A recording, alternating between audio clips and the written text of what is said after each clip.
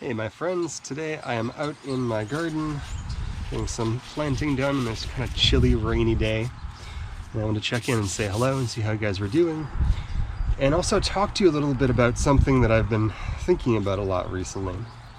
And that is hybridization, wild food, and organic foods.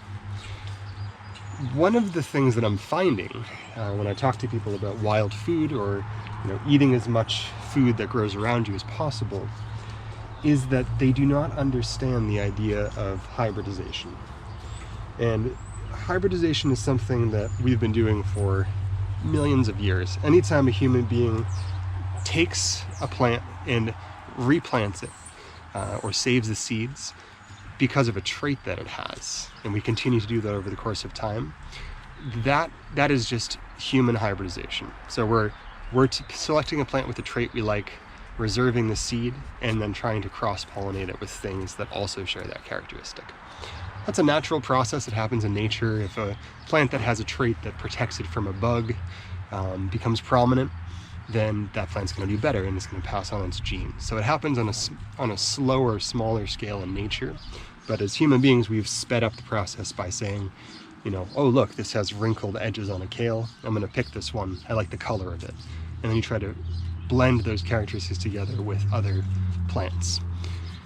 For a lot of the seed and plant market, we have hybridized plants that are not genetically stable. And this is where the sort of heirloom conception is really important. So if I were to, this is horse nettle, I cannot stand this stuff. It's a solanaceous plant, but it has these little spikes that are a pain. But when we think about a plant that's hybridized, oftentimes they're genetically unstable. So if I were to grow some delicious yellow hybridized tomatoes, little sweet sun gold tomatoes, I love those things, and I were to save the seeds, in some instances they would come back and be genetically stable if they're heirloom and if they've been bred to have genetic stability. If they haven't, they lose the trait and revert back to one of the previous forms. So they could go back to a red cherry tomato. They're dependent upon another plant with the same characteristics or very similar characteristics to cross-pollinate with them. So when they're producing these seeds, they have huge fields or huge greenhouses filled with these plants that they're cross-pollinating so that they create stable genetics in an enclosed setting. Heirloom seeds are genetically stable even if they're cross-pollinated with something that's outside of their character set.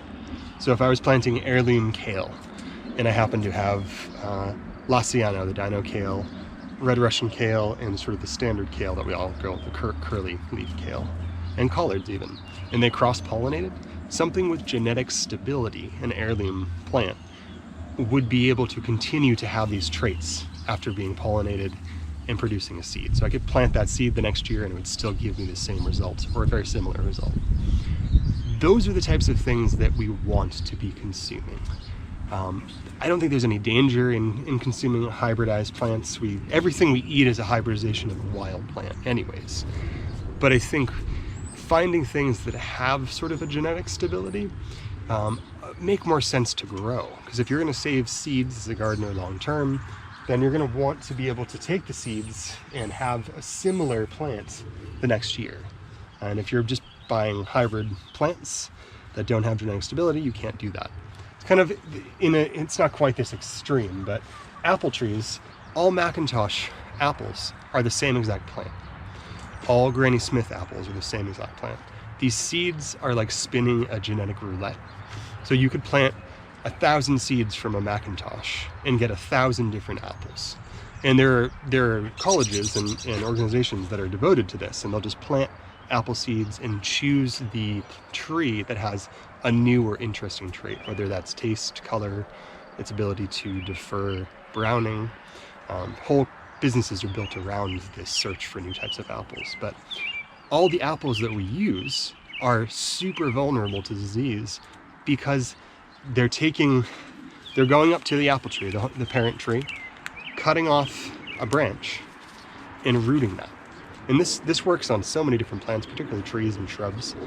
this is a clone of the main plant. So it has all of the same genetics as the original Macintosh plant that you were growing, if this was a Macintosh.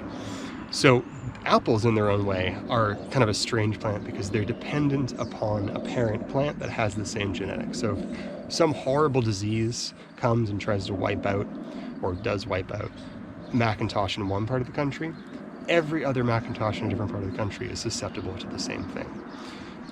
The same issue can be found with things that have become legalized in the US recently as well. Lack of genetic diversity leads to potential food scarcity and also just not very stable plants. I'm a big proponent of heirloom seeds that have genetic stability and things that you can continue to take from and grow. Again, does that mean apples are bad? Absolutely not. I love apples, they're my favorite fruit. But they're dependent upon human intervention to get the same product, which I find that fascinating. But aside from that, I think we forget in all of our purchasing of organic, if we can afford it, or not organic foods, that even organic foods are hybridized. This kale is the same plant as the Barbaria vulgaris right over here that I'll show you in a minute. Winter-cress, same plant.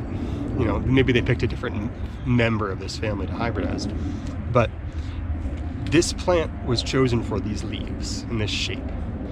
And they planted a million different versions of these and pulled all of the ones that had the traits that they wanted.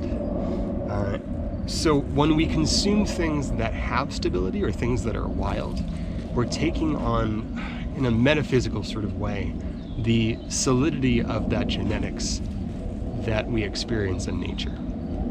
The instability of hybridization, although produces amazing tasty plants, is not, and again this is kind of metaphysical, has a different sort of effect, I think, in the body than something that has sort of grounded energy that's rooted in stability. So aside from just the genetic factor, I find it useful to consume plants that have genetic stability and have sort of wildness still in them. There are lots of things like asparagus, although hybridized, is still a pretty wild plant. Blueberries are still very wild. There's a lot of examples of wild plants that we're consuming. Lettuces, we have tons of lactuca growing around here as well. But a lot of our lettuces, again, have been hybridized for particular reasons. But even carrots, it's funny. Daucus carota, or Queen Anne's lace, is carrot. And if you were to grow a carrot in your garden and you let it overwinter, the second year that carrot sends up a flower just like Queen Anne's lace. So it is that plant. We have just hybridized it so that it has a long root, and the energy is really spent on providing starch and carbohydrates in the bottom part of that plant rather than sending as much energy up to the top. So super fascinating. I find these sorts of things very, very interesting. But let's do some planting here. So I'm currently pulling out some horse nettle, like I said. These are a pain in the bottom to get rid of because any fragment of root they'll just grow from. So they're impossible to get rid of. So I'm perpetually pulling them up until I get all the little pieces that I severed from the year previous. And if any of my farming friends have tips, please let me know, because I'm not a fan of dealing with them. So thank you guys for listening.